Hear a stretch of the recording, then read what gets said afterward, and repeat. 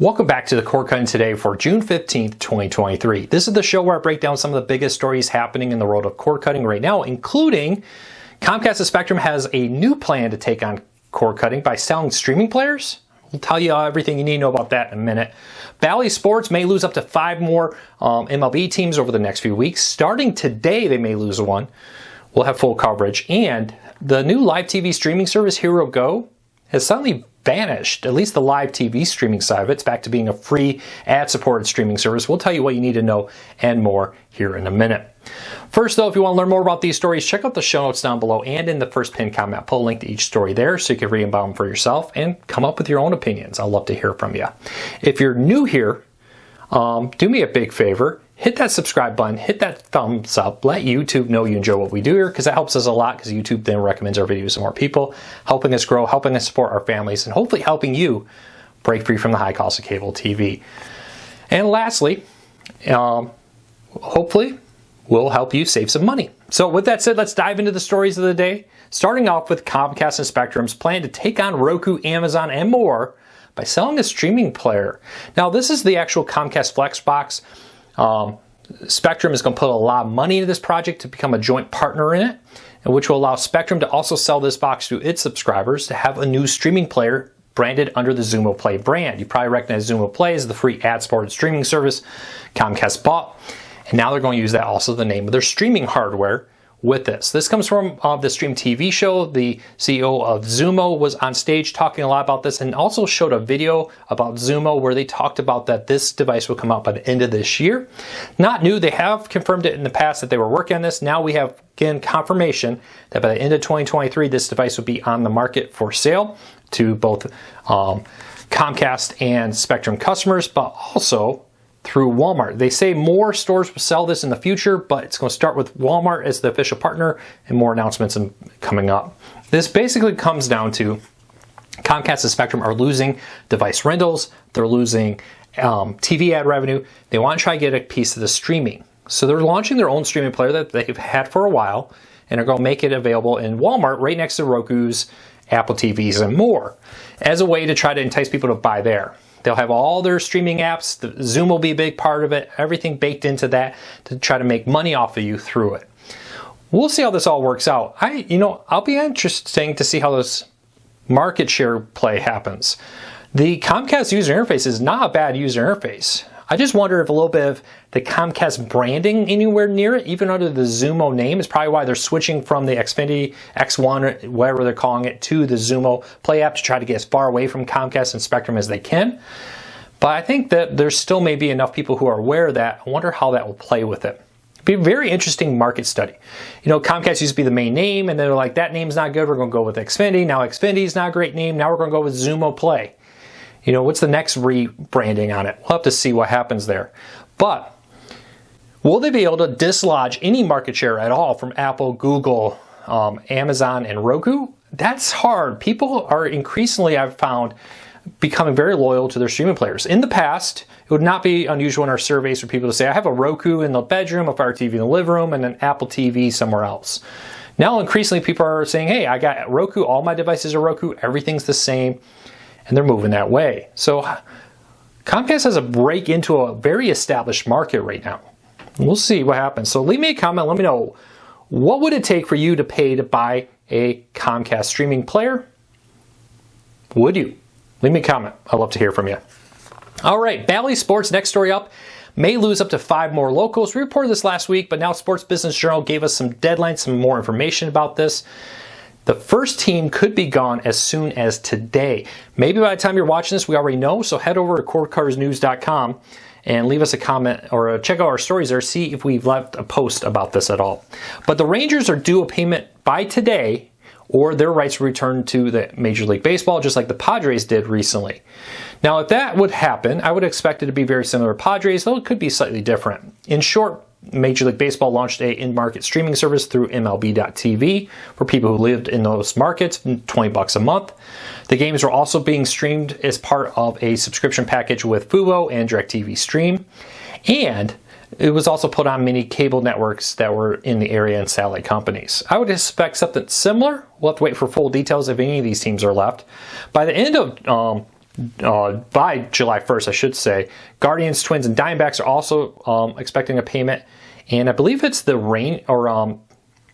there is a fifth team, and I apologize, I just completely blanked on the name, but good news, you can go read the story that's due by the middle, or by August, I believe it is, to be paid.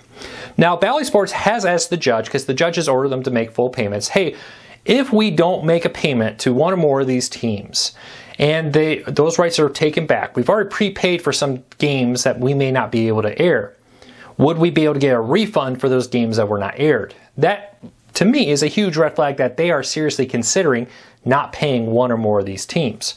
We'll have to see what happens here. Now, you have the option to pay all the teams, pay none of the teams, and return all 5 teams to Major League Baseball, or pay just a couple of them. Now, according to Sports Business Journal, they say the team most likely not to be paid, according to them, is the Twins, because the Twins' contract is one of the oldest, it's up for renewal, and it's reportedly one of the least favorable to Bally Sports. We'll have to wait and see. Let me know what you think. Would you prefer Bally Sports turn over the rights? Not? Leave me a comment. All right, the live TV streaming service HeroGo has suddenly vanished. Now, we reported this earlier. It kind of popped up out of nowhere, not a lot of fanfare. They did eventually release a press release, but as of this week, the live TV service side of it shut down and vanished, and they've returned to being a free ad-supported streaming service once again for it. Now, they officially announced back on June 2nd when they released a press release that we found online that offered multiple packages with content from Paramount, Fox, NBC, and more with that. Now, we tried to reach out to the company. We never heard back from them. We tried to reach out to some contacts there that have talked to us about it from higher up in their supply chain, and we haven't heard back yet. But I want to know, anybody here actually subscribed to this service? Did you get any email? Was there any information about what happened here? You know, sometimes when you're on the outside, you're just kind of trying to look at the information from what you can see on the outside. So anybody here who had a subscription to this service, do you know what happened to it? Did they send an email? Did they comment about this at all? I really would love to hear from you. And if you work there, once again, hey, reply to our email. We use your contact us on your website to email you. I'd love to chat with you and know what's happening there. But as always, you know, we do our best to cover all the services. As we learn more, we'll try to cover it here. But one more live TV small player on the market suddenly vanished. We'll see what happens with it. All right, CBS has kind of talked a little bit about their fall lineup. Now, as you may be not surprised, they're talking a lot of reality shows and maybe even bringing some Paramount Plus originals to CBS to help fill the gaps here. Now, what's happening here is the Writers Guild strike is not expected to be ending anytime soon. When people were talking on stage during the Stream TV show, several different people said during it that, hey, they don't expect this to come to an end anytime soon.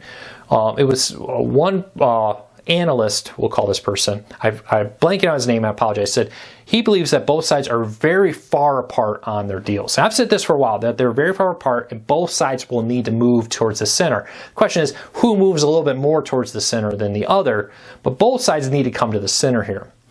And we'll see what happens. But that because of both sides being so firm, so far apart, that they're not expecting any deal here anytime soon, and the fall TV schedule is going to be severely impacted.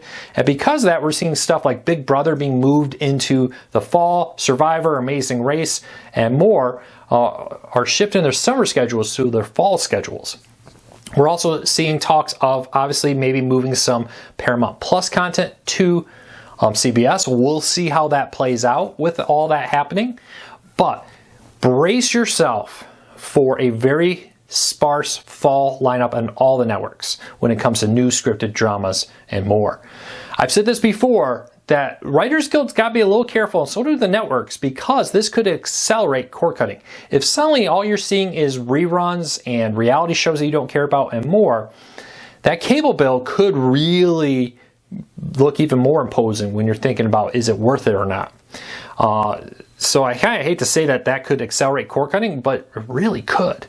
We'll have to see what happens. Let me know, how upset would you be if you suddenly found most of your fall TV schedules being reruns, reality shows, and stuff from like Paramount Plus moving over?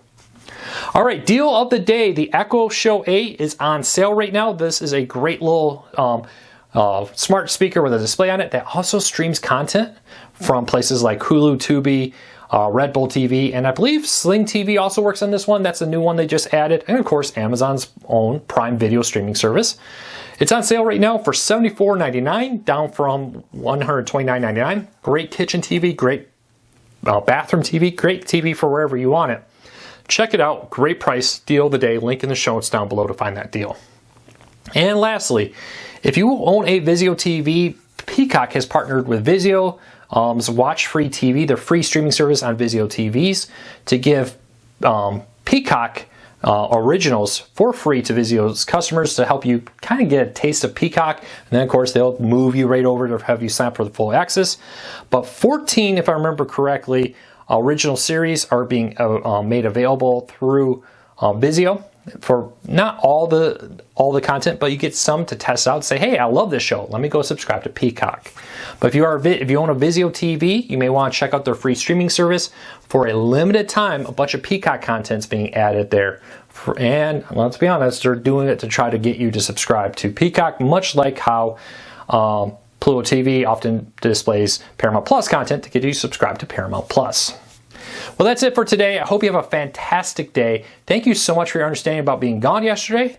I'll be back tomorrow with another Cord Cutting Today. Take care, everybody.